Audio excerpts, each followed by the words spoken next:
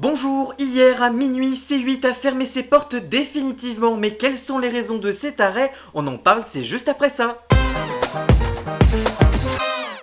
Mais alors, pourquoi C8 a été évincé de la TNT par l'Arcom? Le journal Les Échos ont révélé ce vendredi 31 janvier 2025 certains des motifs de l'exclusion de la chaîne, jusqu'ici restés secrets, apportés par le gendarme de l'audiovisuel à la direction de Canal+.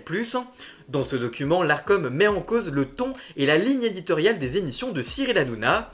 Touche pas mon poste, rappelle-t-elle, a donné lieu à de nombreux manquements à ses obligations, à commencer par celle du défaut de maîtrise de l'antenne. Rien qu'au cours de la saison 2023-2024, l'Arcom a infligé près de 7 sanctions à C8 et plus de 7,6 millions d'euros d'amende ces 8 dernières années, un cas unique à la télévision. Pour y remédier, Gérald Briseviret, directeur des antennes et des programmes du groupe Canal+, mais aussi Franck Capieto, directeur général de C8, avait bien tenté de proposer en catastrophe la fin du direct pour Cyril Hanouna. Un délai de 15 à 45 minutes avait été envisagé afin de faire de TPMP une émission irréprochable et d'éviter les mésaventures que nous avons connues, mais l'annonce de la mise en place d'un différé absent dans le dossier de candidature de C8 et évoqué seulement lors de l'audition le 9 juillet sans précision suffisante sur les modalités n'a pas mis l'autorité en mesure d'apprécier la portée réelle de ce différé. Le cas Cyril Hanouna n'est pas la seule raison pour laquelle l'Arcom a préféré les projets de T18 et de Ouest France TV à celui de C8. Le document relayé par Les Échos rappelle l'importance accordée par la chaîne au direct et aux programmes inédits, ainsi qu'une offre des programmes axés notamment sur les magazines et les émissions de divertissement. Je cite: « Or, cette programmation ne constitue pas un élément permettant au service C8 de se différencier des deux retenus dans le cadre du présent appel », évalue l'Arcom, qui épingle le manque de diversité de la grille de C8. L'émission de lecture nocturne constitue plus d'un quart des offres de divertissement, ce qui n'est pas très satisfaisant.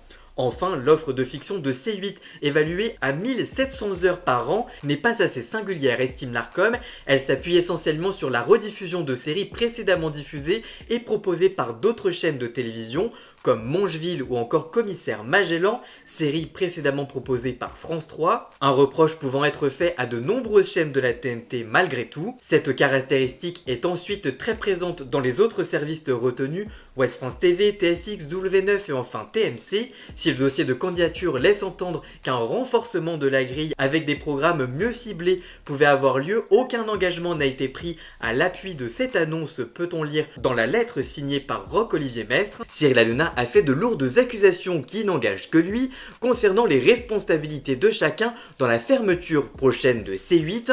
Selon l'animateur et producteur, c'est Alexis Kohler qui serait à la source de tout cela et qui aurait secrètement monté un dossier avec Roch-Olivier Mestre, actuel patron de l'Arcom. Je cite des infos que j'ai et qui sont plutôt bien placées. Roch-Olivier Mestre, patron de l'Arcom, c'est quand même une grosse décision. Il va y avoir une pression populaire, une pression politique, une pression du groupe. Et Roch-Olivier Mestre, je le vois mal tout seul dans son bureau prendre la décision de stopper C8, commence l'animateur.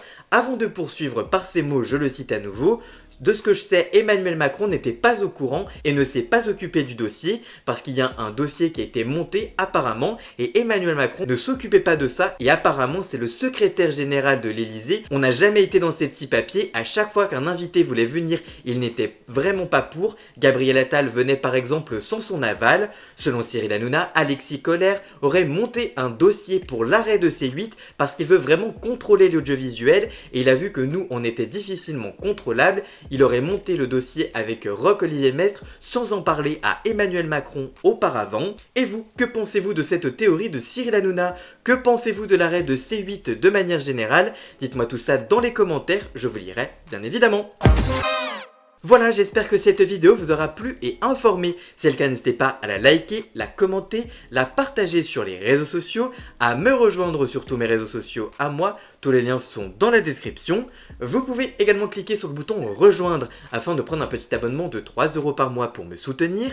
Vous pouvez également faire un don du montant que vous le souhaitez pour m'aider financièrement. Ça compte beaucoup pour moi, merci de le faire. Vous pouvez aussi vous abonner gratuitement à cette chaîne YouTube. Ça me soutiendra déjà énormément au niveau de l'algorithme. Nous, on se retrouve très vite pour la suite de ce feuilleton sur la fermeture de C8 et d'Énergie 12. Merci de votre fidélité. On se retrouve très vite pour une toute nouvelle vidéo. À très bientôt. Ciao, ciao!